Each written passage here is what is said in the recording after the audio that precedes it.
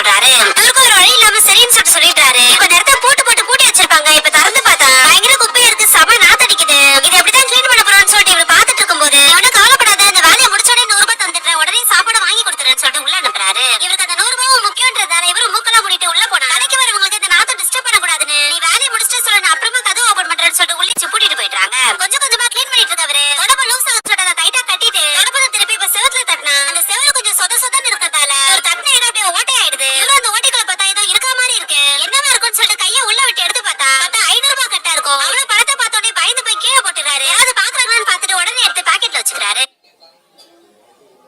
அப்படியே அந்த ஓட்ட வழியா பார்த்தா அந்த ரூம் ஃபுல்லா பணக்கட்டா இருக்கும். யாரோ பிளாக் பண்ணி பதுக்கி வச்சிருப்பாங்க போல. வெளிய யாரோ கதவு திறக்கிற மாதிரி இருக்கு. உடனே இவரு முட்டு கொடுத்து கொஞ்சம் வேலை இருக்குன்னு சொல்லிட்டு கிளீன் பண்ற மாதிரி இந்த செங்கல் எடுத்து அதே இடத்துல அடிக்கிட்டு மொத்த குப்பையும் கிளீன் பண்ணிட்டு வெளியே வந்து அழகான ஒன்று 100 ரூபாய் கொடுக்குறாரு. அதை வாங்கிக்கிறாரு. அதான் அந்த ரூமை போட்டு பூட்டிடுறாங்க. இதை பாக்குற இவரும் அது உள்ள நிறைய எலி இருக்கு, நாளைக்கு எலி மருந்து வேணும் போடுறேன்னு சொல்லிட்டு சொல்றாரு. கையில அவ்வளவு காசு இருக்கிறத நினைச்சு ரொம்ப சந்தோஷமா இருக்காரு. பாத்ரூம் போயிட்டு அந்த கட்டை உடைச்சு கொஞ்சம் காசு எடுத்து பர்ஸ்ல வச்சுக்கிட்டு இவர் வேலை செய்யற ஓனர் கிட்ட போயிட்டு 500 ரூபாய் கொடுத்து இப்ப 100 ரூபாய் நோட்டா மாத்திக்கிறாரு.